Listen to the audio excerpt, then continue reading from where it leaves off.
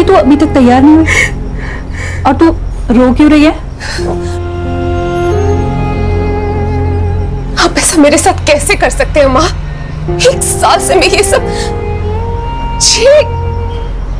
घिन आने लगी है मुझे खुद से। आपको कोई फर्क नहीं पड़ता ना माँ? बेटा तू तो सब जानती है ना कि हमारे घर के क्या हाल है, और आदित्य की पढ़ाई का खर्चा भी है ना।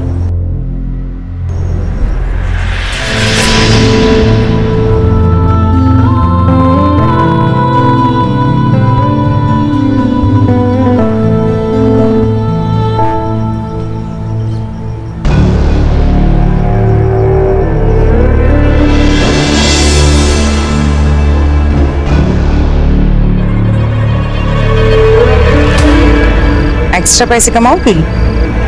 एक्स्ट्रा क्या? ज्यादा कुछ नहीं, बस कस्टमर को जाके थोड़ा कॉपरेट करने का।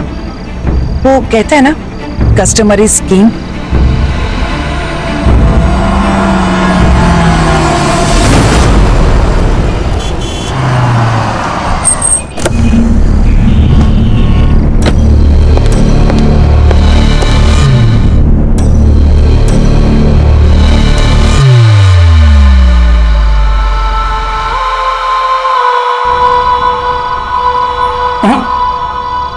तुम लेट हो, बाकी मैं सब कर लूंगा।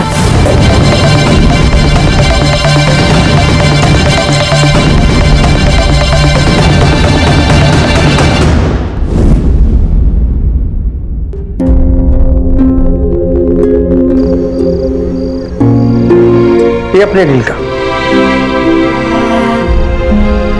और ये तुम्हारा टिप।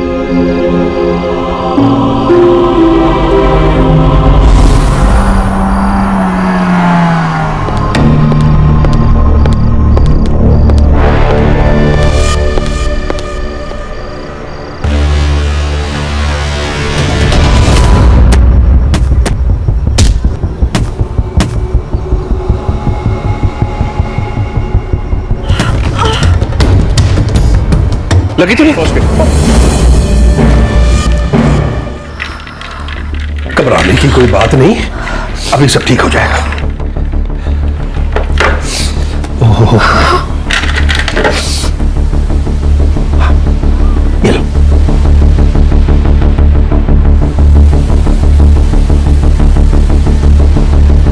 अब मेरी बात मानो, यहां थोड़ा आराम कर लो। एकदम से चलोगी तो चक्कर आ जाएंगे।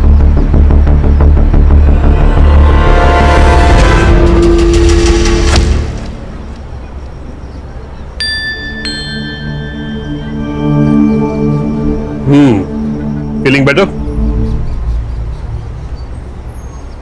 ये क्या कर लिया? ये चोट कैसे लगी तुमको? अच्छा ये बताओ, ये बलवीर सिंह सोढ़ी, इस बुढ़े को तुम कैसे जानती हो? मैं उन्हें नहीं जानती। उनके घर के सामने चोट लगी थी तो उन्होंने मदद कर दी। कोई जरूरत नहीं है उससे मदद लेने की। उस बुढ़े की ना, उसकी नीयत ठीक नहीं है, कह रहा हूं मैं।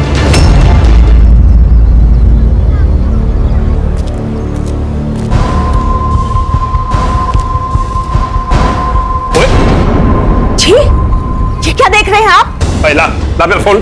शर्म नहीं आती आपको ये सब देखते हुए? उसमें शर्म की क्या बात है? किसने लिंक फॉरवर्ड किया था, मैंने खोला, मुझे क्या पता था कि ये सब निकलेगा। आपको पता है, बाके भी छिपकर देख रहा था।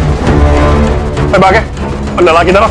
हाँ तुझे शर्म नहीं आती? वो पीछे खड़े खड़े मेरे फोन में झांकता छिप छिप कर। नहीं साहब, मैं कुछ नहीं थी।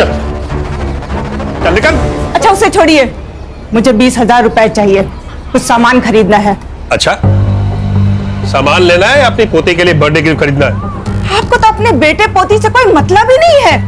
ऐसे एहसान फरामोश औलाद के साथ मुझे कोई लेन देन रखना भी नहीं है। ला मेरा फोन दे। दे ना।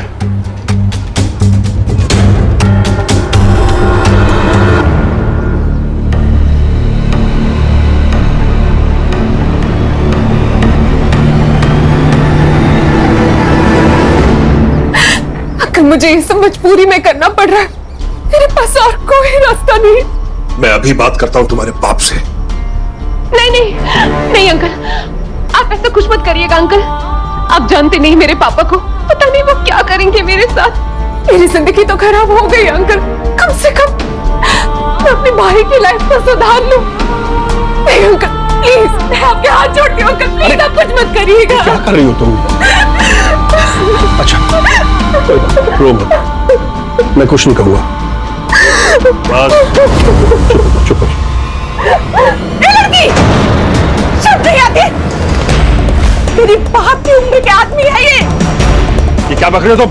मैं बक रही हूँ। और ये क्या कर रही है? मेरे बाप की उम्र के आदमी के साथ चिपक रही है। आपको पता है ये कैसे कैसे कपड़े पहनती है, देर रात तक बाहर रहती है, लगता है इसने आपको भी फंसा लिया है।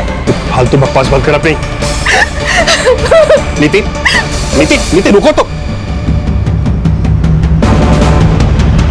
नालायक।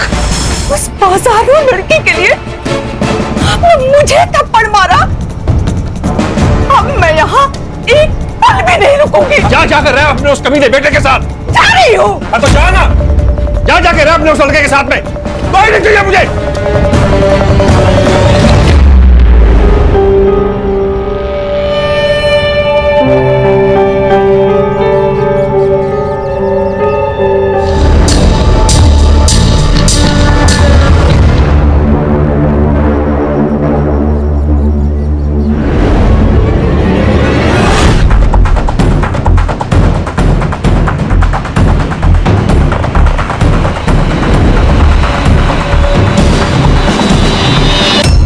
मजे लूट रहा है बूढ़ा।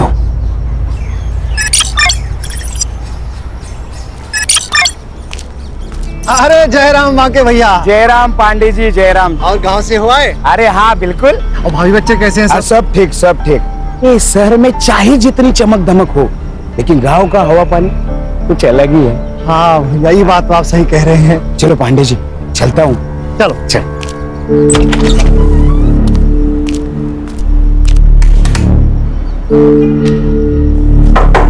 साहब, सोडी साहब, सुबह सुबह पेग लगा के ढेर हो गए लगता है आज।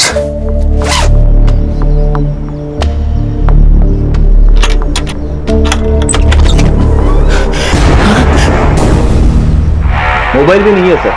एक काम करो, पूरा घर चेक करो।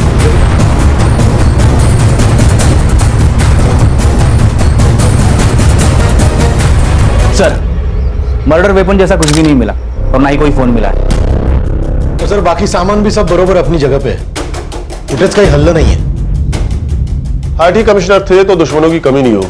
बहुत से अमीर और पावरफुल लोगों के रडार पर होंगे सोडी साहब। और रिटायर होने के बाद मार दिया उन्होंने। Siddharth, yes sir. इनका नंबर निकाल के ट्रेस पे डालो और सीडीआर भी निकालना। Okay sir.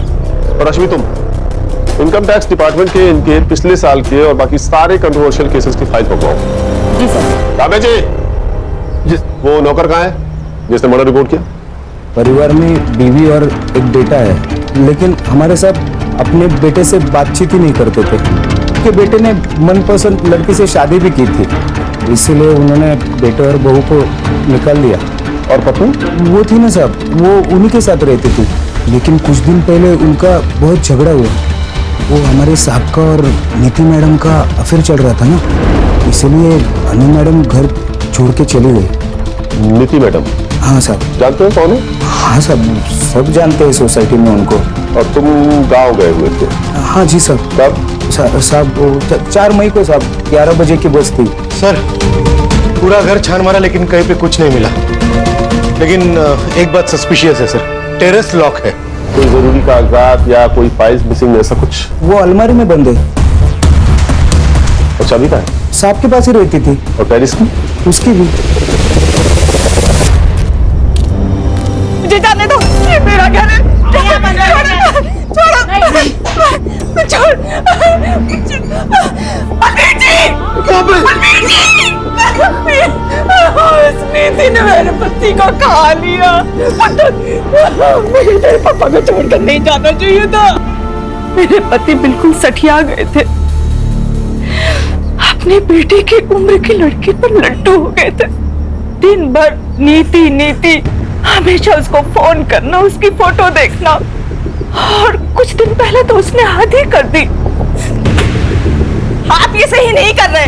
एक अनजान लड़की को प्रॉपर्टी में हिस्सा दे रहे हो। अरे इस प्रॉपर्टी में तेरा हिस्सा भी है। अगर वो लड़की आज के बाद आपके आसपास भी आए ना तो देखना। एक बात सुन ले तू, ये फैसला ना मैंने पूरे होश आवास में लिया है। और अब तुम दोनों यहाँ से निकलो और दोबारा अपनी शक्लें नहीं दिखाना। बलबीर तो जैसे उसका असली चेहरा देखना ही नहीं चाहते थे। और क्या था नीति का असली चेहरा? पूरी सोसाइटी में बदनाम थी वो लड़की। नीति के फैमिली को पता था क्या उसके इस अफेयर के बारे में? इंस्पेक्टर साहब आप सुन क्यों नहीं रहे हो? मेरी बेटी मिसिंग है। अरे तुम का को नहीं सुनता है? तुमको बोला ना 24 घंटे के बाद आने का थाने में मिसिंग कंप्लेंट करने को। साहब समझो ना बात को साहब, मेरी जवान बेटी है। साहब यही उस नालायक लड़की के माँ बाप है। इनकी आवारा बेटी ने मेरे पति के साथ ये सब किया। मैडम तुम इससे बात करो मेरी बेटी के बारे में। आप मेरी बेटी को ढूंढिए साहब, कुछ भी करके ढूंढिए साहब। सर इस बूढ़े सोडी ने मेरी बेटी का जीना आराम कर रखा था। सारा दिन उसी के पीछे पड़ा रहता था, फिर उसे महंगी महंगी गिफ्टें देता था। ये सोने की बैंगल्स भी उसी ने दी थी। सब जब मैंने रोकने की कोशिश की तो सब हाथापाई पे उतर गया। मुझे तो लगता है सर मेरी बेटी के गायब होने में ना इसी का हाथ है। आपको कब पता चला कि नीति मिसिंग है? सर हम 3 मई को कोल्हापुर गए थे एक शादी में, और नीति घर पर बिल्कुल अकेली थी। 2-3 दिन में शादी में बिजी रही तो उसे फोन भी नहीं कर पाई। और जब हम लोग लौट कर आए तो देखा कि नीति घर पर ही नहीं है और उसका फोन भी स्विच ऑफ जा रहा था। रश्मि इनसे नीति की सारी डिटेल्स ले लो। रश्मि ये नीति का फोन ट्रेस पर डालो, उसका सीडीआर चेक करो। और हाँ सोशल मीडिया भी। आजकल के यंग बच्चे जो अपनी फैमिली और फ्रेंड्स को नहीं बताते हैं, सोशल मीडिया पर अनजान व्यक्तियों को पक्का बताते हैं। सिद्धार्थ सुतार सनफ्लावर कॉलोनी जाओ, बलबीर और नीति के अफेयर के बारे में उनका क्या कहना है ये पता करो। हाँ सर। और सिद्धार्थ बलबीर के आईटी डिपार्टमेंट्स के केसेस मंगवाओ जिसमें उसने डिफॉल्टर्स के खिलाफ एक्शन लिया था। सर वो सब तो कर ही लेंगे, पर मुझे क्या लगता है ये बलबीर सोडी को मारने का सबसे बड़ा मोटिव ये नीति गुप्ता के पास ही था। उसके पास क्या मोटिव होगा सिद्धार्थ? कुछ भी हो सकता है, प्यार, पैसा या फिर प्रॉपर्टी। अरे पर सिद्धार्थ बलबीर ने सारी प्रॉपर्टी उसके नाम की थी ना। तेज तर ना, ये भी तो हो सकता है कि उसने ब्लैकमेल करके करवाई होगी। वाह, मतलब पूरी सोसाइटी जिससे डरती है वो एक यंग लड़की से डरेगा। ये लड़की लोग कितनी डेंजरस होती है पता नहीं आपको। क्यों सुधर वो देखा नहीं आपने?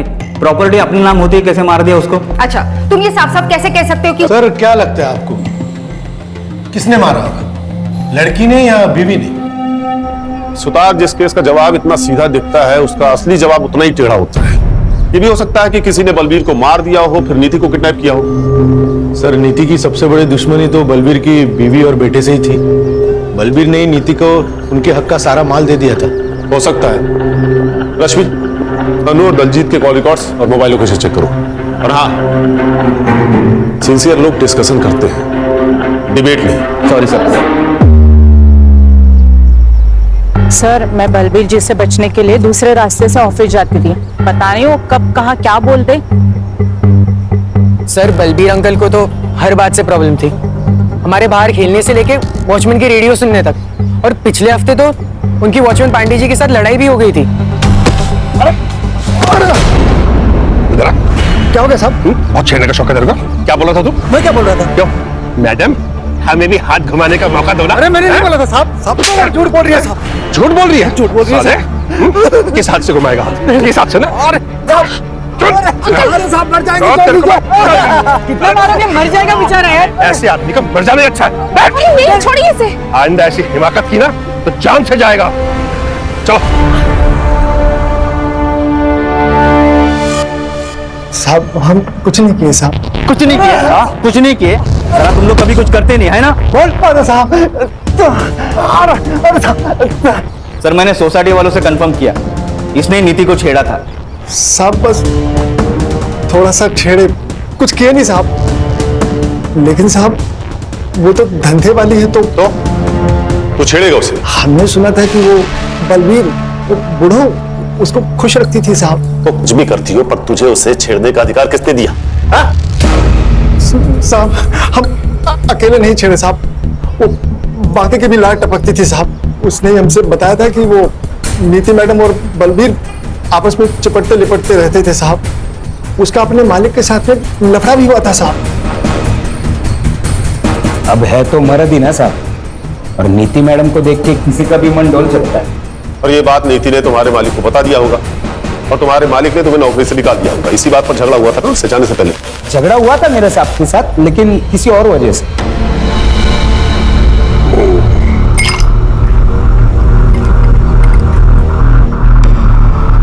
साहब, आपके लिए कुछ लेके आओ क्या? पहले तो 50,000 रुपए लेके आ जो मैंने तुझे दिए थे। क्या? 6 महीने से दबाए बैठा है तू, भूल गया क्या? हाँ, और आप भी भूल जाओ। आप जैसे खूसट बुड्ढे के पास कौन टिकेगा? मैं अकेला इंसान हूँ जो टिका हुआ है। इतने का तो 50,000 रुपए तो बनता है ना।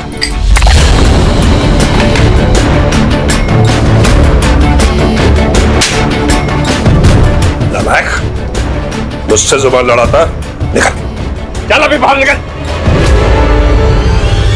और उसी रात तुमने तुरंत अपने मालिक को मार दिया गांव जाने से पहले। अरे नहीं साहब, सोडी साहब और मेरे बीच में झगड़ा होता रहता था, पर ना साहब का मेरे बिना चलता था और ना मेरा साहब के बिना चलता था। तुम और पांडे तुम भी थाना शहर छोड़ के कहीं नहीं जाओगे, नहीं तो सीधा जेल जाना पड़ेगा, समझ गए?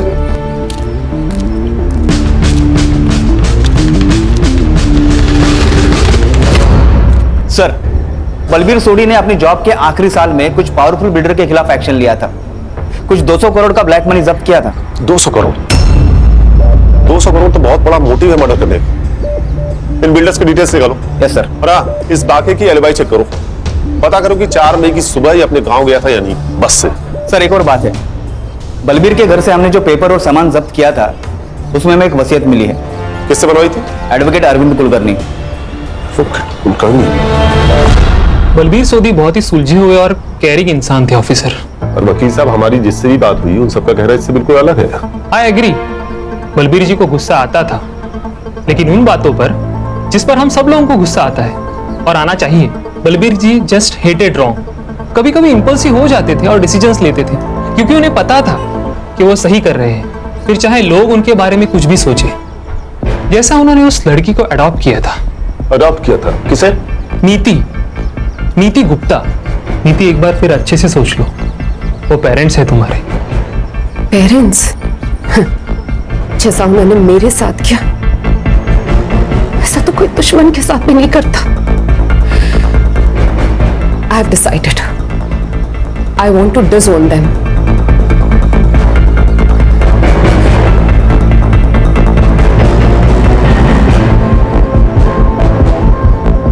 मुझे अब बस बलबीर अंकल की बेटी बनना है। कुलकर्णी, हमारा रिश्ता बहुत पवित्र है, लेकिन अनु हम पे बहुत शक करती है। उसे लीगली अडॉप्ट कर लूंगा तो उसकी गंदी सोच भी बदल जाएगी। तुम पेपर्स बना लो। वकील साहब, क्या नीति ने आपको कभी बताया कि उसके पेरेंट्स उसे कैसे परेशान करते हैं? नहीं सर, लेकिन वो बहुत तकलीफ में लग रही थी। मैंने कभी किसी बच्चे को अपने पेरेंट्स से इतनी नफरत करते नहीं देखा। अरे भाई, पीएम रिपोर्ट आई कि नहीं? कोई बताएगा मुझे?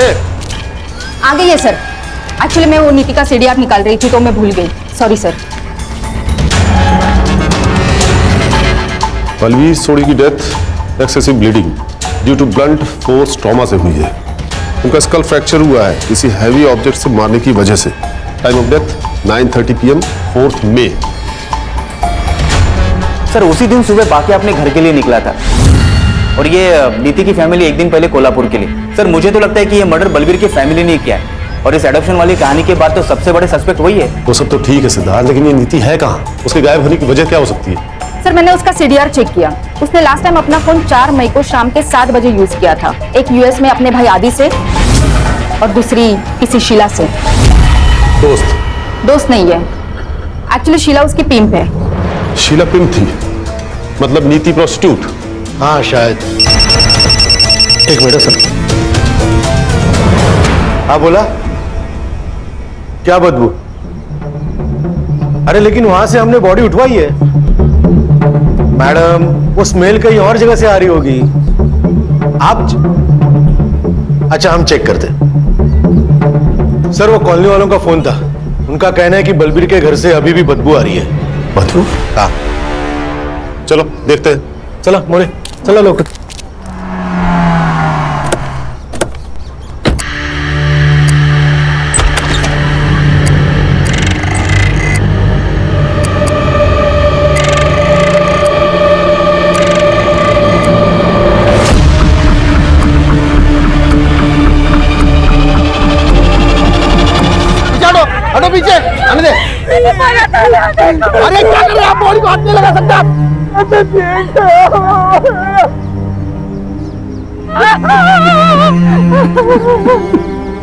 ऊपर जो इम्प्रिंट मिली है उसे साफ करने की कोशिश की गई है। हम ट्राई कर रहे हैं, लेकिन मुझे नहीं लगता कुछ मिल सकता है। देखिए, ये पेंट इस केस को सॉल्व कर सकता है, डायरेक्ट एविडेंस ही है, so please do your best. Okay sir. Sutar, ये नीति और बलबीर की फैमिली के फिंगरप्रिंट्स लो, बाकी और पांडे की भी। इन सबके पास मोटिव था इन मर्डर्स का, पर हमें और सस्पेक्ट्स एंगल को एक्सप्लोर करना होगा। इस शीला से मिलते हैं पहले। हाँ, चलाती हूँ मैं स्कॉट सर्विस। तो पहले तो लीगली था ना, अब इनलीगली हो गया है क्या? नहीं, बिल्कुल नहीं, इलीगल तो नहीं है। तो फिर सर आपको भी कुछ कैटलॉग सिखा दूं? खुश हो जाएंगे आप। तेरी खुशी तो मैं निकाल दूं। रुक। रश्मि, शीला जी, हम यहाँ नीति गुप्ता के बारे में जानने आए हैं। अब ये मत कहिएगा कि आप उसे जानती नहीं है। हम यहाँ उसके फोन और मैसेजेस के थ्रू आए हैं और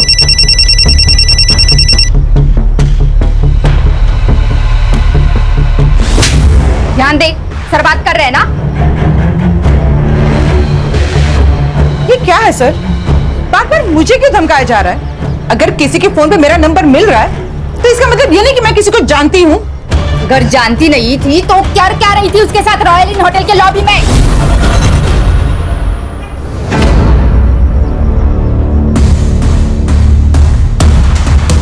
देखिए शीला जी, हमारे पास सीसीटीवी फुटेज है जिसमें आपको नीति को कई बार पिकअप और ड्रॉप करते हुए देखा गया है। हाँ, मैं जानती हूँ नीति को। कहाँ मिली थी आप उससे? उसका बाप निर्मल उसे यहाँ पे लेके आया था। What? अरे सर, यही होती है लड़कियों की जिंदगी। यहाँ तो सगा बाप भी उसका नहीं होता, तो निर्मल तो सौतेला बाप था, कई बार उस पर हाथ मारता था। आखिरी बार कब बात हुई थी उससे? यही कुछ 10 दिन पहले सर, जब उसका बाप उसे यहाँ पे लेके आया था, तभी मैं उसे किसी क्लाइंट से मिलवा रही थी और तभी वो बुढ़ा यहाँ पे आ गया था। Cheers, darling. All the best, baby. अदला, और तुझे तो तेरा आज मैंने यही मर्डर कर देना है। तो तू कैसा बाप है? बाप के नाम पे कलंक है तू। कौन है तू और अंदर कैसे आया? अभी बताता हूँ। अपने दोस्त कमिश्नर को फोन करता हूँ, सबके सब जेल में सड़ोगे। अरे रिटायर्ड आईटी कमिश्नर है ये, सरफिरा है। अच्छा है जो मेरा पागलपन तू समझ गया है। नीति, आओ। अरे निर्मल, क्या नाटक कर रहा है तू? हाँ? बलवीर ने नीति को बचाकर बाप होने का फर्ज निभाया और तूने बाप होकर भी उसे बेचा, उसे धंधा करवाया। और क्या करता मैं? दारू की लत ने मेरा सारा बिजनेस चौपट कर दिया था। ज्योति ने मुझसे शर्त रखी थी कि अगर शादी करेगी तो बेटे को यूएस भेजना पड़ेगा पढ़ने के लिए। तो तूने बेटी को बेचना सही समझा? अरे एक मासूम बेटी को बाप का सहारा देने के बजाय उसे यूज किया तूने।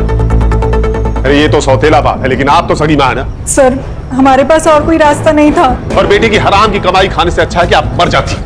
और आपका बेटा, उसे पता है उसकी पढ़ाई के लिए उसकी बहन के साथ? नहीं सर, आदित्य को कुछ भी नहीं पता। उसे कुछ मत बताइएगा। नीति ने हमें सब कुछ सच बताने से मना किया था, वरना वो पढ़ाई नहीं करेगा सर।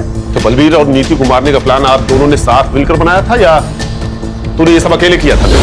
लॉटरी का टिकट था मेरा, मैं ऐसे कैसे करूं? आप बताइए। रश्मि, इस पे सॉलिड स्टेशन और टॉर्चर के चार्जेस लगवाओ और अरेस्ट करो। ऐसे कैसे सर? ऐसे कैसे कर सकते हैं आप? ना आपके पास विक्टिम है, ना विटनेस है, ना वारंट है। नीति तो पहले ही मर चुकी है, वारंट आपके पास है नहीं, और विटनेस के लिए आपको शीला को अरेस्ट करना पड़ेगा। जब तक आप उसको अरेस्ट करेंगे तब तक मेरा लॉयर जो है वो एंटीसिपेटरी बेल ले चुका होगा। इतनी अकल अगर बिजनेस में लगाई होती ना तो बेटी को बेचना नहीं पड़ता। और ये मत सोचना कि तू बच जाएगा, जेल तो मैं तुझे भेज के ही रहूंगा। रश्मि, इसके खिलाफ फाइल बनाओ। Yes sir.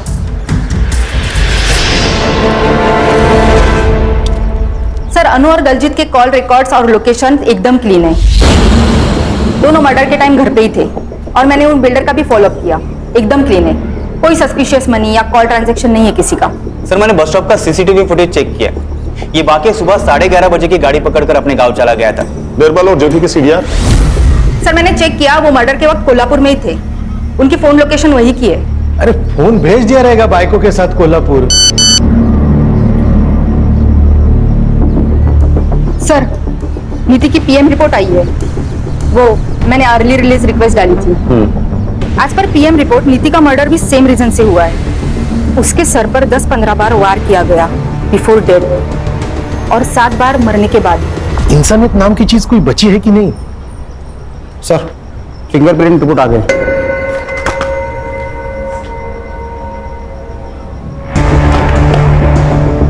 फॉरेंसिक वालों को सिर्फ 48% फिंगरप्रिंट्स मिले हैं, जबकि कोर्ट में कम से कम 50% फिंगरप्रिंट्स की जरूरत पड़ती है। सर एक बार ये किसी से मैच हो जाए ना, तो उसके खिलाफ हम कोर्ट के लिए सबूत ढूंढ ही लेंगे। ठीक है, जितने भी सस्पेक्ट्स हैं सबसे फिंगरप्रिंट्स मैच कराओ और ये रिपोर्ट मुझे जल्द से जल्द चाहिए।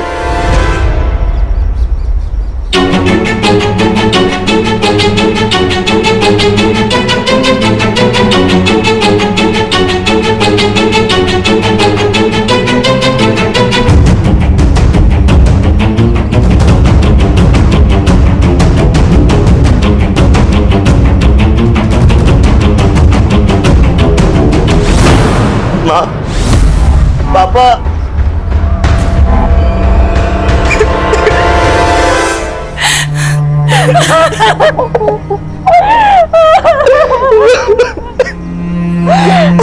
नीति नहीं बची।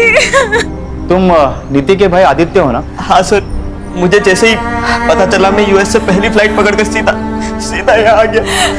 सर प्लीज उसके कातिल को मत छोड़ना। हो गया सर। रिपोर्ट कब तक मिलेगी? सर, रिपोर्ट शाम तक मिल जाएगी सर। इतने सारे सस्पेक्ट में से एक भी फिंगरप्रिंट मैच नहीं हो रहा है। अगर इन्होंने नहीं किया तो फिर किसने किया? मतलब वहां कोई और भी था। रश्मि, सोनी बंगलो एरिया का डंप डेटा निकलवाओ, पता करो 4 मई की शाम को वहां कौन कौन था। पर ये सुतार क्यों नहीं आया अभी तक? कहां रह गया? हॅलो सुतार भाऊ, आहेत कुठे तुम्ही?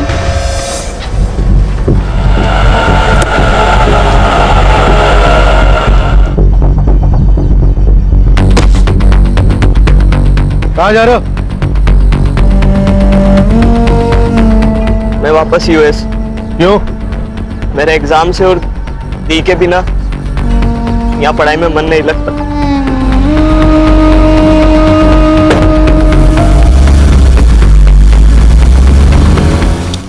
अरे किसी की सुतार से बात हुई क्या?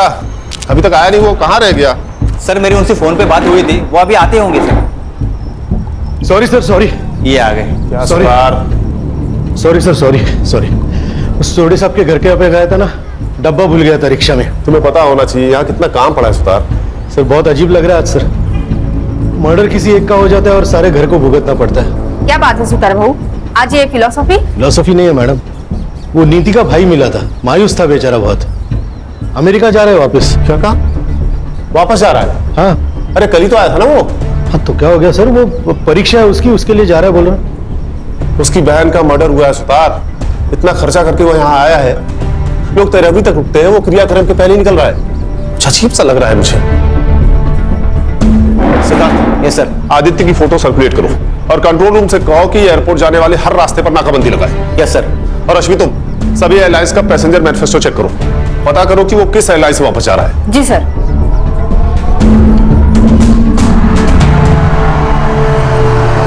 अरे क्या हुआ, गाड़ी वाड़ी क्यों रोकी? नाकाबंदी है सर।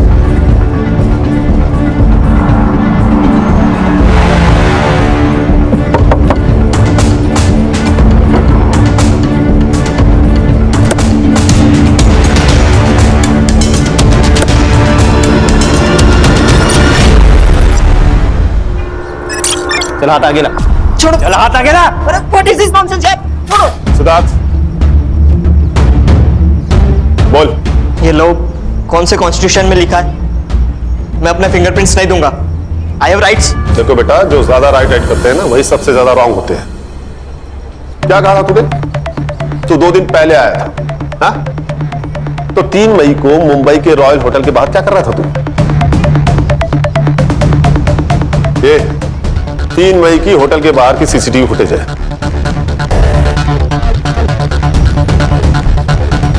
ये पूरी पहने हुए तू ही है ना? ये सोसाइटी के बाहर की सीसीटीवी फुटेज है। सो वो व्हाट? घर जाने से पहले 2 दिन पहले चिल करना चाहता था। इसमें प्रॉब्लम क्या है? प्रॉब्लम हमें नहीं, प्रॉब्लम तो तुझे होने वाली है, वो भी बहुत बड़ी वाली। क्योंकि 4 मई को तेरा सेल लोकेशन बलबीर के घर के आसपास पाया गया है। अब बोल, 4 मई को रात 8 बजे तू बलबीर के घर पे क्या कर रहा था? मोरे, जरा अपना डंडा लेके आना। लगता है जब तक इसको पड़ेगी नहीं तब तक ये बोलेगा नहीं। अरे रुकिए, मैं सब बताता हूँ। बोल। सर मैं क्या करता सर, मेरे यूएस वाले फ्रेंड ने दी की एक फोटो एस्कॉर्ट सर्विस पर देख ली थी। वो सब मेरा मजाक उड़ाने लगे थे, कह रहे थे कि मेरी दी प्रोस्टिट्यूट है, वो जब मुंबई आएंगे तो मेरी दी के साथ मजा करेंगे सर। सर मुझे यकीन नहीं था तो सर मेरे सामने कस्टमर बनकर मेरी दी से चीट की सर मैं दी को पूछता था।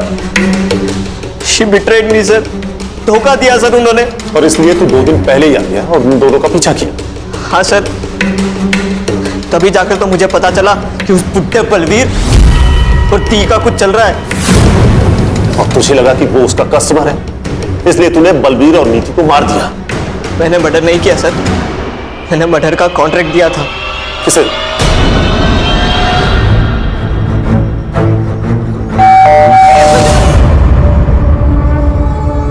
वो साहब, इस लड़के ने मेरा और सोडी साहब का झगड़ा सुन लिया था। इसी ने लाख रुपया दिया था उन दोनों को मारने का। फिर उन दोनों का फोन और मारने का हथौड़ा मैंने तोड़ के गटर में फेंक दिया साहब। पर तू उसी दिन सुबह बस पकड़कर गांव चला गया था ना? हाँ साहब, उसी बस में गया मैं, क्योंकि प्लान ही वही था। यहाँ से बस पकड़ूंगा और भिवंडी उतर के वापस आऊंगा काम खत्म करने, और फिर से रात को चला जाऊंगा अपने गांव। मुझे कोई रिग्रेट नहीं है। अरे दी के साथ तो यही होना था, जो हुआ ना अच्छा ही हुआ। उसकी गलती एक ही थी कि वो चुप रही, वो भी सिर्फ तुम्हारे लिए। तुम्हारे पेरेंट्स ने उससे जबरदस्ती ये काम करवाया। और बलवीर सोनी, वो उसका कस्टमर नहीं थे, उन्होंने उसे लीगली अडॉप्ट किया था ताकि उस गंदगी से बाहर निकाल सके, उसे वो सब कुछ दे सके जो वो डिजर्व करती है। लेकिन तूने उससे वो सब कुछ छीन लिया। क्या हो गया सर? इधर चकाचौंध वाली जिंदगी जीनी है, पैसे की लत लगा लेते हैं, हाई प्रोफाइल में रहने का सबको। ये सब करने के लिए आदमी कुछ भी कर जाता है। अरे गरीब आदमी को देखो, क्या वो जीता नहीं है? इंसान अगर उसूल वाला हो तो पैसे निकालने के सही रास्ते निकाल ही लेता है। हमारे देश की लड़कियों को भी समझना होगा, शोषण घर वाला करे या बाहर वाला, आवाज उठाना जरूरी है। फिर वो चाहे कोई भी हो, अपना बाप हो, भाई हो या कोई और, किसी के लिए खुद को दांव पर लगाना सही नहीं है।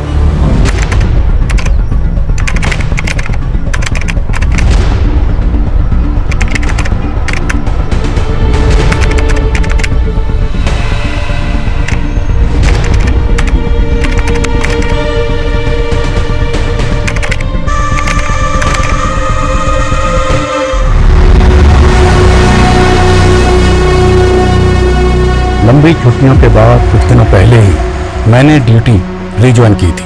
फिर मेरे पास आया सेजल मेहता केस। इस केस ने मेरे जहन को इतना थका दिया कि लगने लगा मैं इस केस में एक अरसे से उलझा हुआ हूं। मैं जब भी इस लड़की के बारे में सोचता हूं तो एक अजीब ख्याल मेरे जहन को जकड़ लेता है। पुलिस वाले मृत विक्टिम से कभी मिल तो नहीं पाते, लेकिन फिर भी उन्हें विक्टिम की जिंदगी में उतरना पड़ता है, जिसे एक भूल का नाम दिया गया था।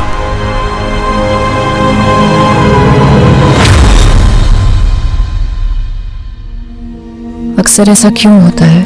जो लोग दूसरों के हक के लिए लड़ते हैं, किस्मत उनके हक में गलत फैसला सुना देती है। मेरी जिंदगी के कई पन्ने थे, लेकिन हर पन्ने पे 3 शब्द जरूर लिखे होते थे: जोश, जज्बा और जज्बात। Case number 26, Aditya Jain versus Radhika Jain. Your honour, violence का कोई जेंडर नहीं होता है। एक औरत के भी हाथ होते हैं जो कि मर्द पे भी उठ सकते हैं, और एक बीवी भी अपने पति को असॉल्ट कर सकती है। योर ऑनर, मेरे क्लाइंट आदित्य डोमेस्टिक वायलेंस के विक्टिम हैं। जब रिश्ते हिंसा की बलि चढ़ते हैं तब जज्बाती चोट जिस्मानी चोट से ज्यादा दर्द भरी होती है। एंड योर ऑनर, दर्द का भी कोई जेंडर नहीं होता है। और झूठ का भी कोई जेंडर नहीं होता। झूठ को सच बनाने की भूमिका चाहे जितनी भी अच्छी तरीके से कर ली जाए, लेकिन प्रूफ क्या है? योर ऑनर, ये आदित्य की मेडिकल रिपोर्ट्स हैं। जिसमें उसकी पुरानी इंजरीज के प्रूफ हैं। योर ऑनर, आदित्य के फ्रेंड्स, नेबर्स हर कोई स्टेटमेंट दे चुका है और सबका यही कहना है कि वायलेंट आदित्य नहीं, राधिका है। योर ऑनर, अगर मेरे क्लाइंट चाहें तो काउंटर केस भी कर सकते हैं, बट हम कोर्ट का टाइम वेस्ट नहीं करना चाहते, इसलिए आई अपील कि इस केस को डिसमिस करके डिवोर्स ग्रांट कर दिया जाए। मुझे बहुत अफसोस के साथ कहना पड़ रहा है कि एक महिला होने के बावजूद भी सेजल जी इस केस को जीतने के लिए बहुत कुछ मैनिपुलेट कर रही है। आप अपनी दलीलें नहीं प्रूव कर पा रहे हैं तो कुछ भी कह रहे हैं, but I believe in justice your honour. Domestic violence act का कई बार गलत तरह से इस्तेमाल हुआ है, सो आई होप इस केस में एक ऐसा वर्डिक्ट आए जो कि सभी डोमेस्टिक वायलेंस एक्ट को वायलेट करने वालों के लिए एक बड़ा सबक हो। सेजल, मुझे अब विश्वास हो गया है कि तुम्हारी मदद से मैं ये केस जीत सकता हूँ। मैं तुम्हें बता भी नहीं सकता हूँ कि उस औरत के साथ मैं कितनी घुटन महसूस करता था। सेजल, कब से कॉल लगा रहा हूँ, फोन भी बंद है तुम्हारा। सॉरी प्रतीक, मैं कोर्ट रूम में थी। तो मुझे यहाँ क्यों बुलाया? पहले ड्राइवर समझ रखा है। वैसे सही है, तुम्हारा वेट करता रहूँ मैं हमेशा, है ना? सॉरी यार। Aditya, he is Prateek, my fiance. Hi hi. अब आपका ऑर्डर हो तो चले यहाँ से। See you on the verdict day. Let's go, bye.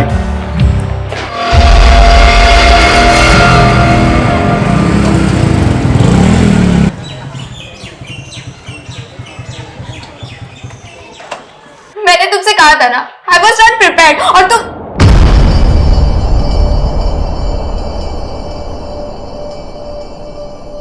Anjali, क्या हुआ राघव? अंजलि रो क्यों रही थी? क्या किया तूने उसके साथ? क्या क्या मतलब? फ्रेंड्स हैं हम, हमारी भी पर्सनल बातें होती है। राघव, तू अभी इतना बड़ा भी नहीं हुआ है, और माँ के एब्सेंस में मैं तेरी बड़ी बहन ही नहीं, तेरी गार्जियन भी हूँ। क्या पका रही होती थी? ये क्या लैंग्वेज हुई राघव? हाँ, रुको, मैं अभी अंजलि से बात करती हूँ। उससे क्या बात करोगी आप? हाँ, तो एक बात बता, तू इतना डर क्यों रहा है? कहीं तूने उसके साथ कुछ ऐसा वैसा तो? इनफ। दीदी, मैं आपको कभी पूछता हूँ क्या कि आप प्रतीक के साथ क्या क्या करती हो? हाँ, मेरी भी पर्सनल लाइफ है, सो प्लीज डोंट इंटरफियर। बहुत बदतमीज होता जा रहा है। सेजल, तुम ना छोटी सी बात को इधर का उधर ले जाती हो यार। तुम उसे शांति से समझाओगी ना तो आई थिंक वो समझ जाएगा। So just relax, okay? चल। बाहरी दुनिया से जूझना जितना मुश्किल होता है, उससे कहीं ज्यादा मुश्किल उन रिश्तों से जूझना होता है जिनके लिए हम जीते हैं। अपनों की हार के आगे बाहरी दुनिया की जीत भी फीकी लगती है। आदित्य जैन वर्सेस राधिका जैन। इस केस के फैक्ट्स, स्टेटमेंट्स और प्रूफ्स पे बारीकी से गौर करने के बाद ये कोर्ट आदित्य जैन को डोमेस्टिक वायलेंस के चार्जेस से बरी करती है।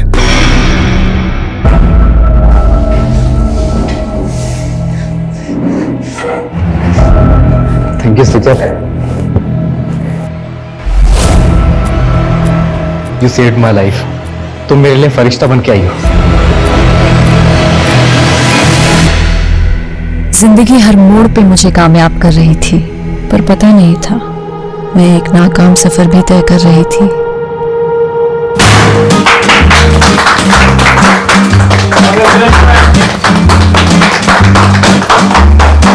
मैनी कांग्रेचुलेशन सेजल, मुझे पता था तुम ये केस जीत कर लोगे। जिस डेडिकेशन, सिंसियरिटी और ईमानदारी से तुम काम कर रही हो, it's something to be appreciated. Thank you sir, लेकिन मुझे आपसे बहुत जरूरी बात। आज कोई काम की बात नहीं होगी, it's a celebration time. And listen guys, Sejal की जीत की खुशी में आज मैंने आप सबके लिए डिनर पार्टी अरेंज की है। एंजॉय। तो मुझे लग रहा है बॉस सेजल के बहुत ज्यादा मेहमान हो रहे हैं। थोड़े हाई प्रोफाइल केसेस इसके लिए रिजर्व करके रखे। हम तो सिर्फ पेपर वर्क करने के लिए ना।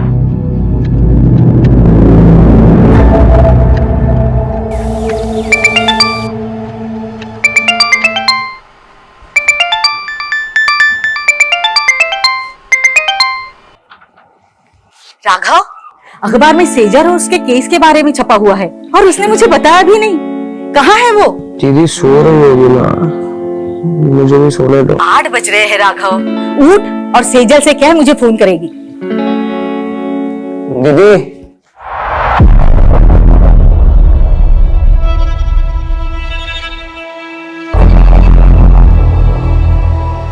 दीदी अंदर हो।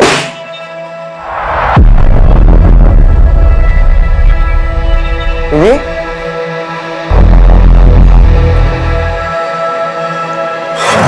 हेलो, कौन? आप कौन बोल रहे हैं? ये मेरी दीदी का नंबर है। आपकी दीदी? वो यहाँ हाईवे पे घायल पड़ी है। क्या? सेजल, कुछ बोलती क्यों नहीं? अरे आखिर क्या हुआ है? कुछ बोलेगी भी?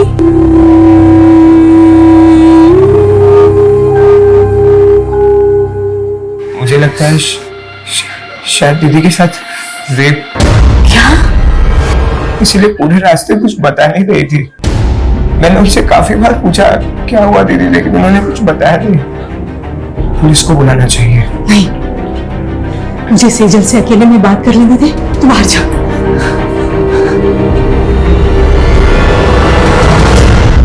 सेजल, मुझे बताना बेटा, क्या तेरे साथ किसी ने जबरदस्ती की? सेजल ठीक तो है ना? मुझे लगता कुछ तो हुआ है जो तुम मुझसे छुपा रहे हो।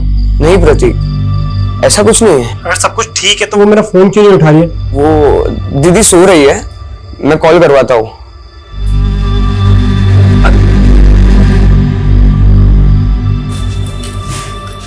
पड़ोसी कुछ भी कह रहे हैं, तिल का ताड़ बना रहे हैं। लेकिन माँ सच सच बताओ, दीदी की तरह आप भी मुझसे कुछ छुपा नहीं रही हो ना? उन्होंने आपको बता दिया ना कि उनके साथ रेप हुआ है। ऐसा कुछ नहीं है, डॉक्टर को दिखाया था ना सेजल को। मुझे भी उसकी परवाह है, तू फिक्र मत कर, वो धीरे धीरे नॉर्मल हो जाएगी। नहीं, यहाँ बैठे बैठे कुछ नहीं होगा। मैं दीदी को लेके जा रहा हूँ, काम करेगी तो उनका मन बदलेगा। ठीक है, मैं भी तेरे और सेजल के साथ वहां आती हूँ।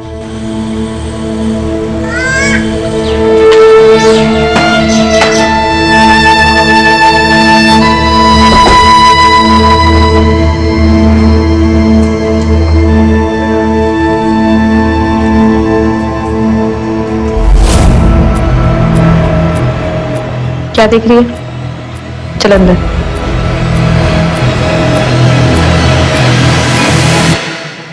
बेटा, तूने जिंदगी में कभी हार नहीं मानी। मैं तुझे ऐसे बुझा बुझा नहीं देख सकती। हम यहाँ दोबारा इसलिए आए हैं ताकि तू पहले जैसी बन सके। मैंने कभी भी किसी भी वजह से आपको दुख पहुंचाया हो तो उसके लिए हम सॉरी हैं। पर प्लीज आप पहले जैसे हो जाओ ना। आप है ना, अभी मुझे जितना भी डांटोगे ना मैं सब सुन के लूंगा। जो बोलोगे वो मैं करूंगा दीदी, आपकी सारी डांट सुन के लूंगा। आप जहां बोलोगे हम वहां जाएंगे दीदी। तो प्लीज पहले जैसे बन जाओ। You are my strength.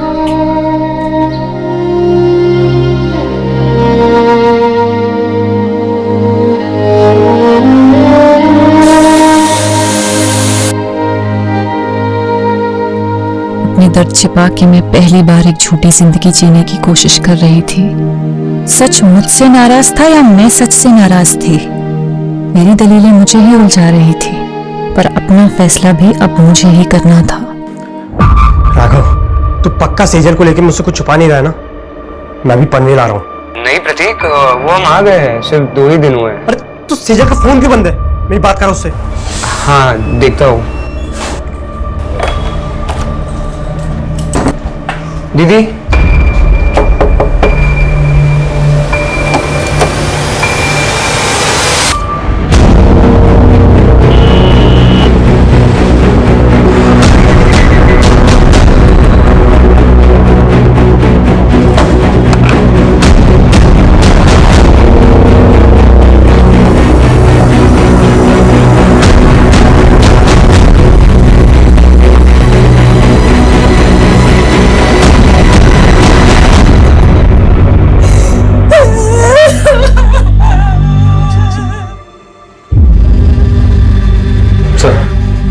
ये देख,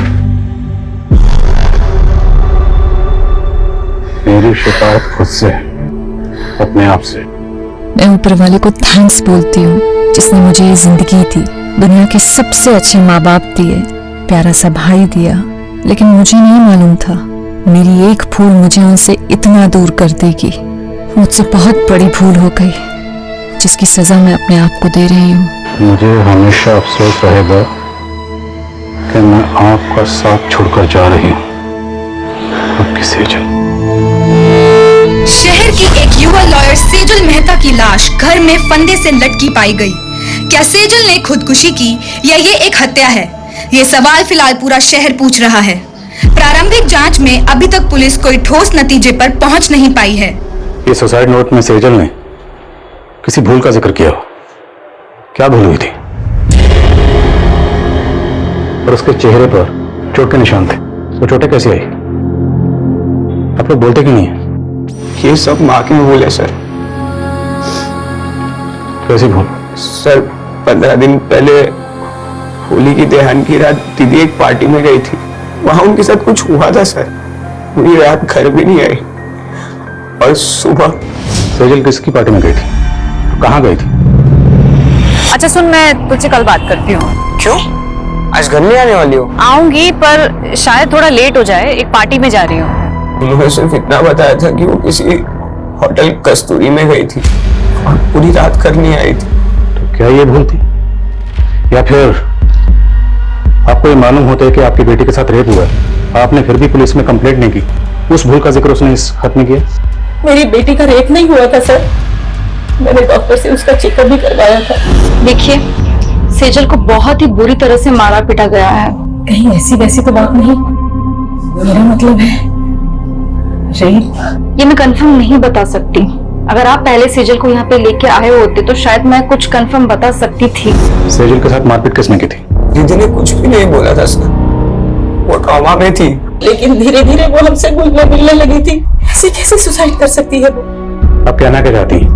क्या कोई बाहर से आया और उसने जबरदस्ती आपकी बेटी को अंदर पंखे पर लटका दिया? सर कुछ समझ नहीं रहा है। मैं कॉलेज गया था और माँ शॉपिंग करना है। जब घर आए तो दीदी।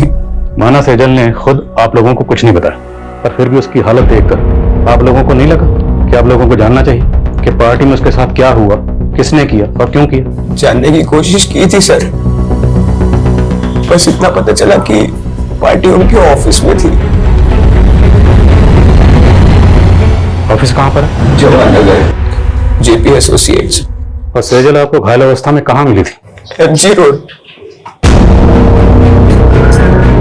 सर यहीं पे मिली थी मुझे दीदी। आसपास तो कोई सीसीटीवी कैमरा नजर नहीं आ रहा है। जादव सुनो, यहाँ आसपास लोगों से पूछताछ करो, पता करो किसी ने कुछ देखा है क्या।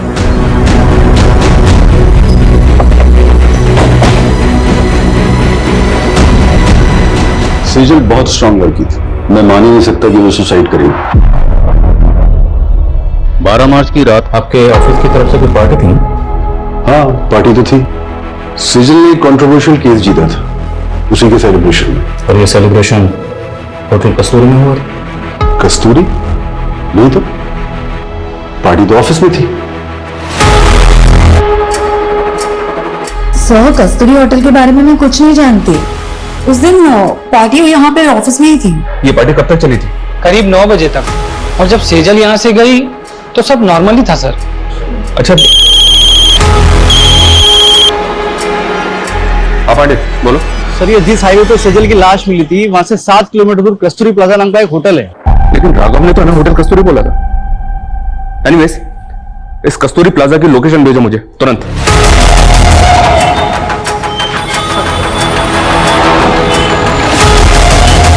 नहीं सर, 12 मार्च को यहाँ कोई पार्टी नहीं थी। इस लड़की को आपने यहाँ देखा था? सर, यहाँ तो बहुत से लोग आते हैं, मुझे याद नहीं है। पढ़े 12 मार्च को यहाँ पे जितने भी गेस्ट आए थे सबकी लिस्ट चेक करो और यहाँ का सीसीटीवी फुटेज भी चेक करो।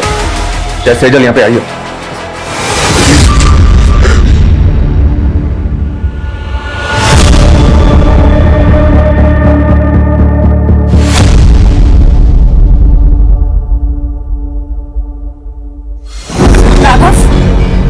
क्या है ये? मैंने मेरे बैंकिंग ऐप का पासवर्ड बता दिया तो तुम मिसयूज करोगे मेरे फंड्स का? किससे पूछ के तूने 35,000 रुपए निकाले मेरे अकाउंट से? मैं आपको बताने ही वाला था। और क्या करेगा तू इतने बड़े अमाउंट का? बोल।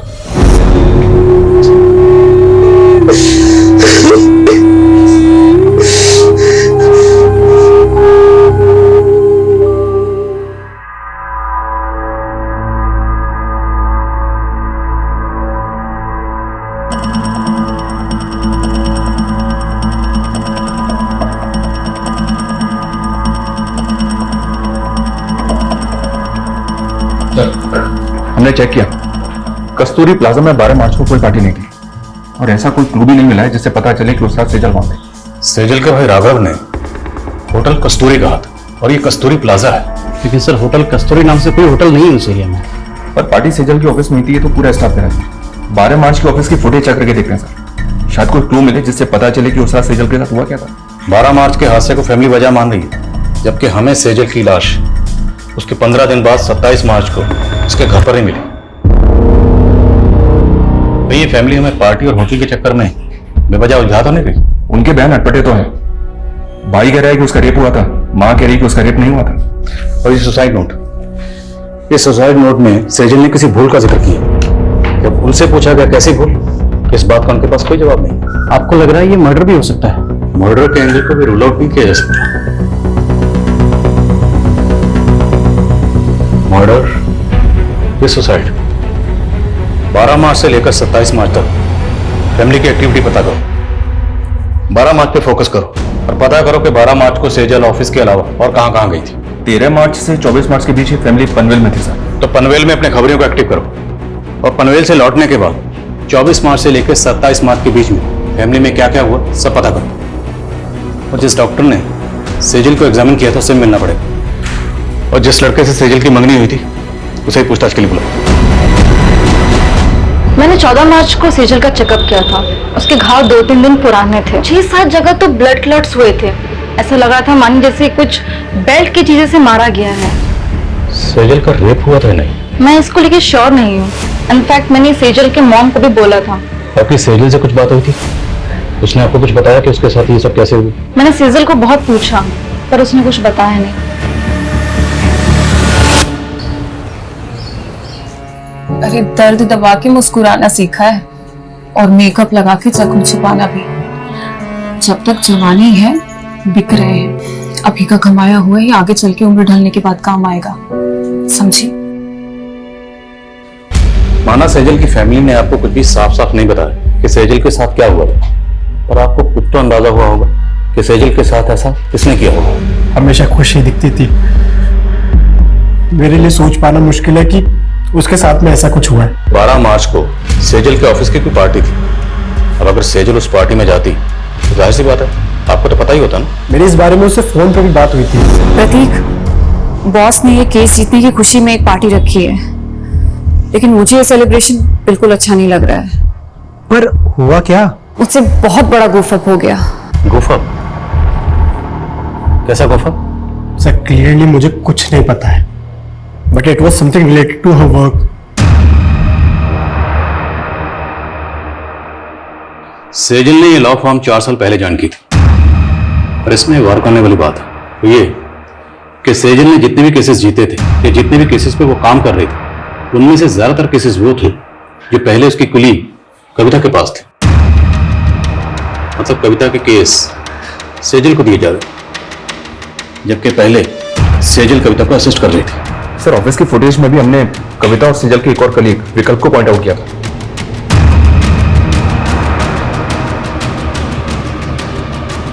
ये देखिए सर, सेजल ऑफिस से आखिरी बार कविता और विकल्प के साथ जाती हुई दिख रही। सर सेजल के 12 मार्च के सीडीआर के अकॉर्डिंग उसकी आखिरी 2 फोन कॉल्स भी जानने जैसी हैं। सेजल ने रात को 8 बजे आदित्य जैन को कॉल किया था और फिर ठीक उसके बाद राधिका जैन ने सेजल को कॉल किया। आदित्य जैन सेजल का क्लाइंट था और राधिका आदित्य की बीवी।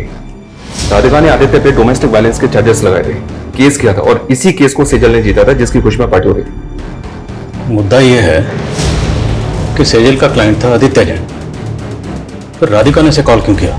कहीं ऐसा तो नहीं कि राधिका से हार बर्दाश्त नहीं हुई? और ऐसा पॉसिबल है सर। आदित्य और राधिका से मिलो और सेजल के ऑफिस में नए सिरे से पूछताछ करनी पड़ेगी। उस पार्टी वाली रात सेजल आप दोनों के साथ पार्टी से भाग गए थे, कहाँ गए थे आप लोग? देखिए सर, हम सिर्फ उसके साथ ऑफिस से बाहर तक गए थे। बॉस को तुम पे कितना भी प्राउड हो, तो मेरा असली प्राउड तो तुम हो। मेरी छोटी सी असिस्टेंट ने इतनी तरक्की जो कर ली। तरक्की मैंने आपको छोड़ने के बाद ही की है। तो वो कहते हैं ना कि बरगद के नीचे कोई और वृक्ष नहीं पनप पाता, मैं भी नहीं पनप पाती। इसलिए विकल्प, थिंक अबाउट योर फ्यूचर। अच्छा, तो तुम शुरू से ही इतना बोलती हो? राज ना बहुत ज्यादा मीठा बोल रही हो। Thank you ma'am for appreciating me. Excuse me.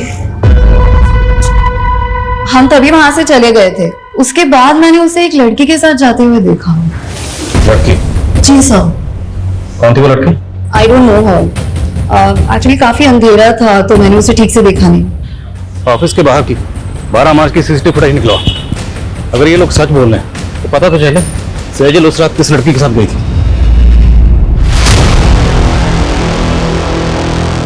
मैंने तुम्हें रोका था लेकिन तुमने मेरी बात नहीं मानी और अब तुम्हारी वजह से अब मैं प्रेग्नेंट हूँ।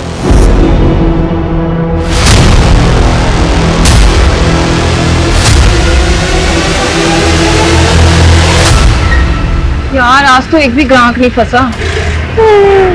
मेरे को तो खड़े खड़े नींद लग रही है। चलना घर चलते हैं। मेरी तो बुकिंग आ गई।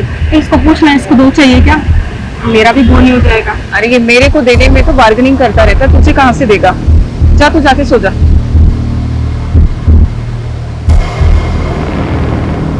आदित्य से केस हार गई थी, वो भी सेजल की वजह से। तो फिर 12 मार्च की रात को आपने सेजल को किस इरादे से कॉल किया? नहीं सर, मैंने उसे कॉल नहीं किया था। मैंने उसके 5-6 मिस्ड कॉल देखे तब जाकर मैंने उसे कॉल बैक किया था। तो बात क्या हुई थी आपकी उसके साथ? सेजल को गिल्ट हो रहा था। गिल्ट? अब क्या है सेजल? सॉरी राधिका, जिंदगी में पहली बार मैंने एक गलत इंसान का केस ले लिया। कहना क्या चाहती हो तुम? मुझे आदित्य की सच्चाई पता चल गई है। आई नो, आदित्य नहीं बल्कि तुम डोमेस्टिक वायलेंस का शिकार हुई हो। मैं खुद सेजल की बात सुनकर हैरान थी सर। ऊपर से वो बोल रही थी कि वो मेरे लिए आदित्य के खिलाफ लड़ेगी। हाँ बोलो। सर, ये आदित्य के घर पे तो ताला है और मैंने पता किया ये 12 मार्च से ही गायब है और काफी दिनों से इसका फोन भी बंद आ रहा है। आदित्य का 12 मार्च से गायब होना और आदित्य की वाइफ राधिका का ये कहना कि सेजल को उसके लिए गिल्ट हो रहा था, मामला कुछ समझ में नहीं आ रहा। इस गिल्ट को क्या हम सुसाइड नोट में लिखी भूल से कनेक्ट कर सकते हैं? तो फिर सवाल यह है कि इस केस को जीतने के बाद 12 मार्च को जो पार्टी दी गई, सेजल उसमें शामिल थी। सेजल उस पार्टी में क्यों गई? राधिका की बात पर हम ऐसे ही यकीन नहीं कर सकते, हमें खुद क्रॉस चेक करना होगा। Right sir. जिस औरत पर अपने पति को टॉर्चर करने का आरोप हो, वो सेजल से बदला लेने के लिए उसको भी तो टॉर्चर करवा सकती है। तो फिर आदित्य क्यों गायब है? सर शायद उसको भी राधिका नहीं गायब कर रहा हो, वो उसका राज जानता था। अब इस राज से पर्दा तभी उठ सकता है जब हमें पता हो कि आदित्य क्यों गायब हुआ और कैसे गायब हुआ। आदित्य की बैकग्राउंड खंगाल और मुझे लगता है कि हमें इस बारे में सेजल के बॉस से बात करनी चाहिए। सर हमें सर सेजल की पोस्टमार्टम रिपोर्ट। पोस्टमार्टम रिपोर्ट के मुताबिक कॉज ऑफ डेथ स्ट्रैंगुलेशन, मतलब मौत दम घुटने से। जिस्म पर चोटों के निशान थे, पर पोस्टमार्टम रिपोर्ट रेप कंफर्म नहीं करती। वो शायद इसलिए क्योंकि पोस्टमार्टम उसकी मौत के काफी दिनों बाद किया गया। मुमकिन है कि रेप हुआ क्योंकि लड़की के साथ जबरदस्ती तो हुई थी। सेजल की हैंडराइटिंग मैच हो रही है और हमारी पनवेल के खबरियों से इंफॉर्मेशन मिली सर। कैसी इंफॉर्मेशन? पनवेल में सेजल के चाचा चाची रहते हैं। पिछले 7 सालों से दोनों परिवार के बीच कोई बातचीत नहीं है। दरअसल सेजल के पापा की दुकान थी जो सेजल के चाचा ने हड़प ली थी। शैलेंद्र, मेरे पति के गुजरते ही तूने अपने रंग दिखाने शुरू कर दिए। पहले उनका बैंक अकाउंट फ्रीज करवा दिया और अब उनकी दुकान हड़प ली। मैं अपने बच्चों की देखभाल कैसे करूंगी? मैं हूं ना, खर्चा उठा लूंगा तुम सबका। वो दुकान मेरे पापा की थी चाचा जी, आप वहां सब नौकरी करते थे और ऐसे कह रहे जैसे हम पे एहसान कर रहे हैं। बस सेजल, भाभी समझाओ इसको।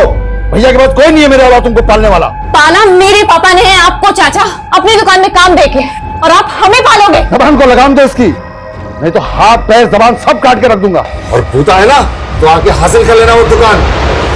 शैलेंद्र ने हमें सताया तो बहुत था सर, और शैलेंद्र के उस थप्पड़ ने सेजल के अंदर बहुत बड़ा परिवर्तन ला दिया था। कैसा परिवर्तन? लॉ पढ़ रही थी सर। उन्होंने ठान लिया था कि चाचा से हमारा हक लेकर रहेगी। दिन रात उन्होंने पढ़ाई की और उसके साथ साथ पार्ट टाइम जॉब भी करती थी। चाचा के खिलाफ केस की पैरवी उन्होंने खुद की थी सर। उसने अपने जीवन की हर लड़ाई जीती थी सर। समझ में नहीं आता खुद से कैसे हार गई। क्या लगता है आप लोगों को, क्या शैलेंद्र सेजल के साथ ऐसी ज्यादती कर सकता है?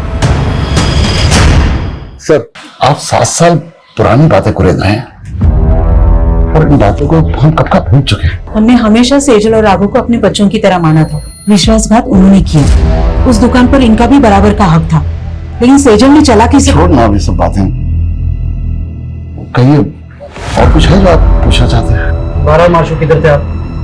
यही पनवेल में। पनवेल में कहाँ पे? अपने घर पर ही था। आई डोंट बिलीव राधिका सच बोल रही। राधिका अपने हस्बैंड आदित्य को टॉर्चर करती थी and it's proven in the court. अगर सेजल को केस जीतने के बाद ऐसा कुछ लगता तो सबसे पहले वो मुझे बताती। सेजल के मंगेतर ने बताया कि वो काफी दिनों से परेशान थी। जब उसने बार बार पूछा सेजल को कि किस बात को लेकर परेशान है, तो सेजल ने बताया कि उससे काम में गुफा हुई। अब जैसे कि आपने कहा कि सेजल सबसे पहले अगर कुछ होता तो आपको बताती, तो अगर इस गुफा का ताल्लुक राधिका के केस से नहीं है तो फिर किस बात से जिसको लेकर सेजल परेशान थी? ऐसा कुछ नहीं था और आप ये बेकार के सवाल करके अपना टाइम वेस्ट कर रहे हैं। सर, मैंने आदित्य के कुछ रिलेटिव से बात की, लेकिन किसी को नहीं पता कि आदित्य इस वक्त कहाँ पे। आदित्य मोती नगर की कंपनी में मैनेजिंग डायरेक्टर था। वहां इंक्वायरी करो, शायद कुछ पता चले। सर इसमें 12 मार्च की सेजल के ऑफिस की बाहर की फुटेज है। सर इसमें इस लड़की के साथ बाहर जाते हुए दिख रही है। कौन है ये लड़की?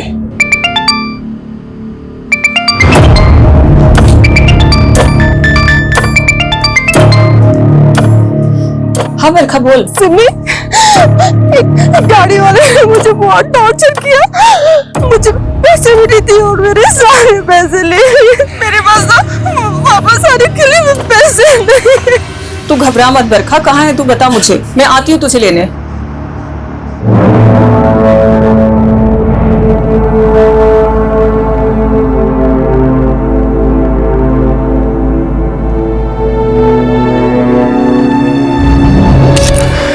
प्रॉब्लम क्या है तेरी?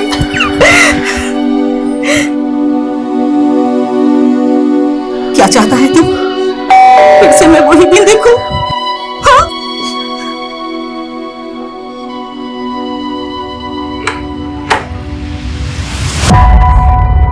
ऐसा करने से पहले तुमने एक बार भी अपनी माँ के बारे में नहीं सोचा?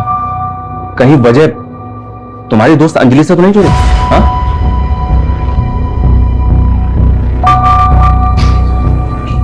ये देखो, और मैं बताऊं कि 12 मार्च की रात को अंजलि सेजल से मिलने क्यों गई थी? 35,000 रुपए राघव कोई छोटी मोटी रकम नहीं होती है। और क्या करेगा तू इतने बड़े अमाउंट का? क्या हुआ? सच सच बता, बात क्या है? दीदी, अंजलि प्रेग्नेंट है। इतनी बड़ी बात तुमने हमसे छुपाई? सर, मैं गिल्ट में था। कहीं मेरी इसी भूल की वजह से तो दीदी ने। सॉरी।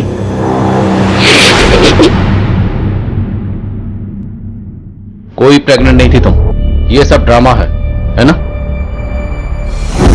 प्रेग्नेंट हो तुम? कोई प्रूफ है? तुम दोनों ने मेरे भाई को बेवकूफ बनाया सिर्फ पैसे हटने के लिए। अब देखना, ऐसे चार्ज में तुम लोगों को अंदर करवाऊंगी ना कि कभी भूलोगे नहीं। 12 मार्च को सेजल को लेकर कहां गई थी? मैं तो बस माफी मांगने गई थी उनसे। तुम यहाँ क्या कर रही हो? मुझे माफ कर दो दीदी, प्लीज मेरे खिलाफ कोई केस मत फाइल करना। तुमने गुनाह किया है तो सजा तो तुम्हें दिलवा के रहूंगी मैं। नहीं दीदी प्लीज। वो वहां से चली गई थी, कहाँ गई वो मुझे नहीं मालूम है। तो हम मालूम कर लेंगे। जरा इन दोनों को मालूमपुर घुमाओ। जी सर।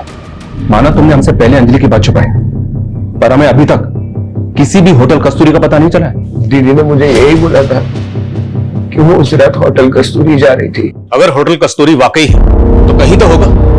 हर छोटे मोटे होटल की लिस्टिंग करो और ढूंढो होटल कस्तूरी को। और सेजल अपने भाई राघव को एमजी रोड पर मिली थी। एमजी रोड से लेकर सेजल के ऑफिस तक जहां जहां सीसीटीवी है, सबकी फुटेज निकलाओ, फुटेज स्कैन करो। सर, ये आदित्य जिस कंपनी में एमडी था वहां से अचानक से रिजाइन करके चला गया। ऑफिस में इंक्वायरी की तो पता चला कि ये वहां पे काम करने वाली लड़कियों को फेवर देने के लिए उनका शारीरिक शोषण किया करता था। ये बात आदित्य के ऑफिस की एक लड़की ने सीजल से कांटेक्ट करके उसे बताई थी। तो पूरे चांसेस हैं कि आदित्य की वाइफ राधिका का बयान सही है कि सेजल उसके खिलाफ एक्शन लेने वाली थी, क्योंकि आदित्य 12 मार्च से ही गायब है। आदित्य के ऑफिस से उसके बारे में एक और लीड मिली है सर। शायद ही अपने मामा के घर पहुंच सकता है। भागा नहीं था मैंने रिजाइन किया था। तुम 12 मार्च से गायब हो। 12 मार्च मतलब उसी दिन जिस दिन सेजल मैंने कुछ नहीं किया है। मुझे अपने लॉयर से बात करनी है। अपने लॉयर को तो तूने मार दिया, अब किससे बात करेगा? बोल, क्यों मारा सेजल को? देखो, मुझे डराना मत। मुझे क्या लग रहा है तेरे साथ हम यहाँ पर टाइम पास कर रहे हैं? हाँ, रेप और मोलेस्टेशन के चार्जेस लगे हैं तुझे, और तेरे ऑफिस की कई लड़कियों की रिकॉर्डिंग स्टेटमेंट है हमारे पास। बोल अब मेरे पास प्रूफ्स हैं तुम्हारी असलियत के। मुझे तो खुद पे गुस्सा आ रहा है कि तुम्हारे जैसे सेक्स ऑफेंडर की पैरवी की मैंने। पर थैंक्स सेजल, तुम्हारी वजह से मैंने केस जीत लिया। मैं राधिका के साथ मिलकर काउंटर केस करूंगी तुम्हारे खिलाफ। कल ही वारंट निकल जाएगा तुम्हारा। मैं डरकर भागा जरूर था, लेकिन मैं सच बोल रहा हूँ, मैंने सेजल के साथ कुछ भी नहीं किया है। राइट सर, मैं पता करने की कोशिश कर रहा था।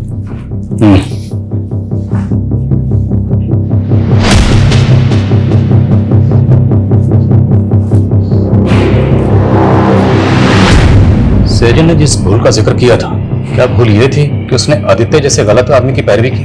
अगर हाँ, तो फिर वो 12 मार्च से लेकर 27 मार्च तक खामोश क्यों थी? और कोई भी भूल इतनी बड़ी कैसे हो सकती है जिसकी वजह से सेजल जैसी लॉयर सुसाइड कर ले?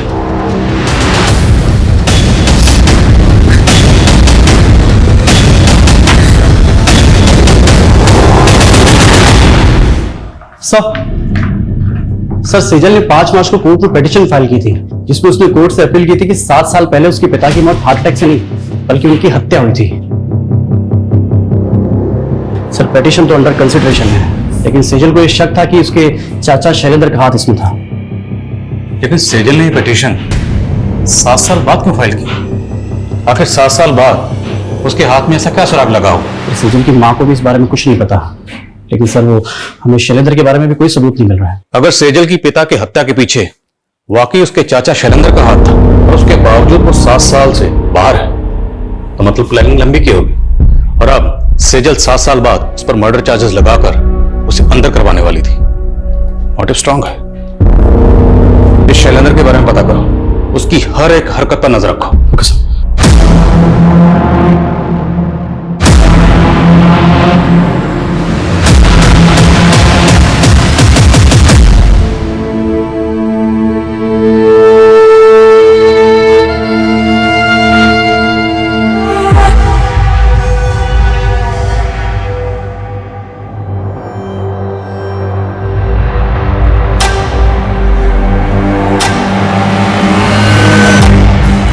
रोज पेट पे लात मारती हूँ मैडम।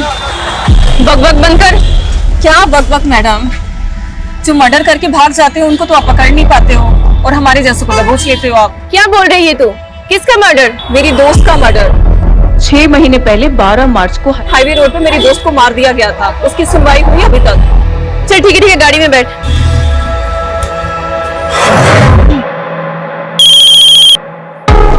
हाँ बोल। सोनू खबरी बोल रहा हूँ साहब। वो आपके हाईवे वाले केस का क्या हुआ? उन्होंने की बोला से क्या? अरे साहब वो क्या है ना कि मैंने सुभाष नगर पुलिस को एक चकले का टिप दिया है, और वहाँ पे एक प्रोस्टिट्यूट बोल रही है कि उसकी फ्रेंड का 2 महीने पहले वहाँ पे मर्डर हुआ। मर्डर? हाँ साहब। क्या? 12 मार्च को एमजी रोड पर एक और मर्डर हुआ था। हाँ सर, और सेजल भी 2 महीने पहले एमजी रोड पे बेहोशी की हालत में मिली। वो लड़की कौन थी जिसके बारे में खबर नहीं होता है? सर उसका नाम सिमी है, प्रोस्टिट्यूट है, आज ही अंदर हुई है। इस सिमी से मिलकर चांस लेते, शायद कोई काम की बात पता चले। साहब मेरी दोस्त थी बरखा, उसका एक्सीडेंट हुआ था। लेकिन आपने तो पहले कहा था कि मर्डर हुआ था। साहब किसी ने जानबूझकर उसको गाड़ी से उड़ा दिया था। आपको ये कैसे पता कि किसने जानबूझ के उड़ाया था? हाँ बरखा बोल। मेरे पास तो वापस आने के लिए पैसे नहीं। तू घबरा मत बरखा, कहाँ है तू बता मुझे। मैं एमजी रोड पे गाड़ी में एक लड़की को बरखा, मुझे कुछ समझ में नहीं आया और उसके बाद उसका एक्सीडेंट हो गया। बरखा ने आपको उस गाड़ी का नंबर बताया था? नहीं साहब, लेकिन बरखा ने बताया था कि ग्रे कलर की कोई कार थी। आपकी बरखा से बात कब हुई थी? मेरा मतलब तारीख क्या थी? सर 12 मार्च को रात के 2-2:30 बजे के आसपास। 12 मार्च की रात को सेजल जहां पर जख्मी हालत में मिली थी, उस जगह पर सीसीटीवी नहीं है, लेकिन वहां से 3 किलोमीटर दूर एक सिग्नल है, वहां पे सीसीटीवी है। और रास्ते में कोई भी राइट या लेफ्ट टर्न नहीं है, सीधा रास्ता है। उस सीसीटीवी की फुटेज स्कैन करो, जितनी भी सफेद रंग की गाड़ियां दिखती हैं सबकी लिस्टिंग करो।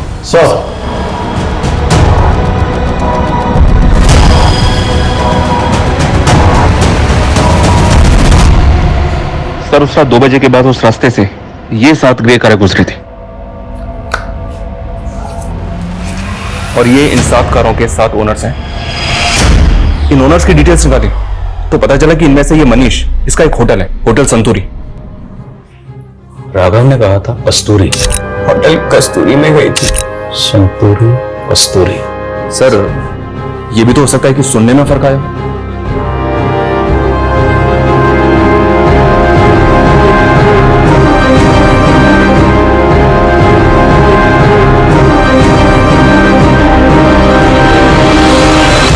यकीन कीजिए सर, मेरी सेजल से कोई दुश्मनी नहीं थी। मैं तो बेकार में अपने दोस्त के लफड़े में फंस गया। कौन दोस्त?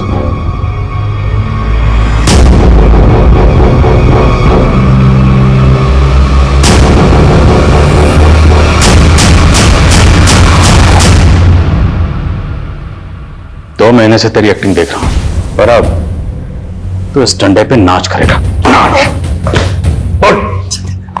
सेजल ने क्या बिगाड़ा था तुम्हारा? सर मेरा पहले बिल्कुल भी इरादा नहीं था उसे नुकसान पहुंचाने का, बल्कि वो तो ऑफिस की पार्टी मनाने के बाद में उसे मनीष के होटल में मिलने भी आई थी।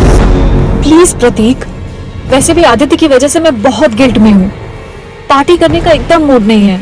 सेजल, ऑफिस में ये सब चलता रहता है। Please please. कौन कौन कौन कौन कौन? सेजल,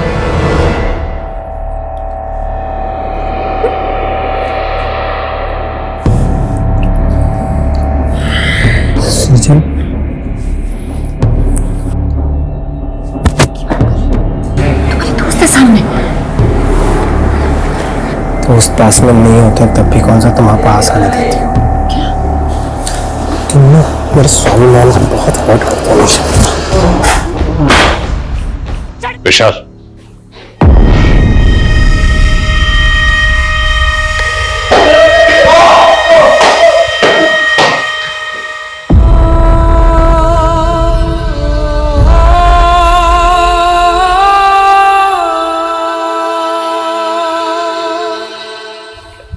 सर सेजल के साथ उसके अपनी मंगेतर ने इतना सब किया, फिर भी वो 15 दिन तक चुप रही।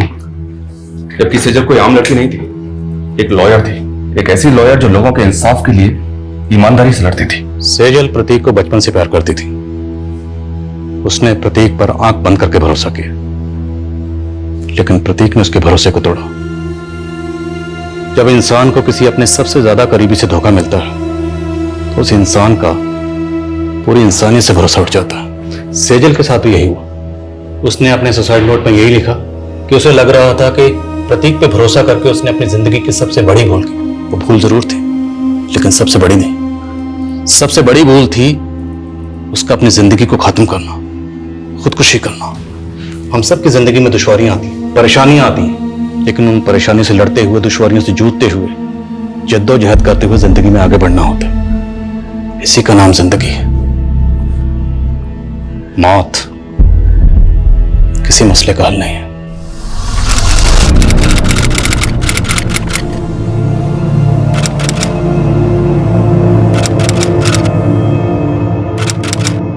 क्राइम पेट्रोल के ऐसे ही मजेदार एपिसोड्स देखने के लिए हमारे चैनल को सब्सक्राइब करें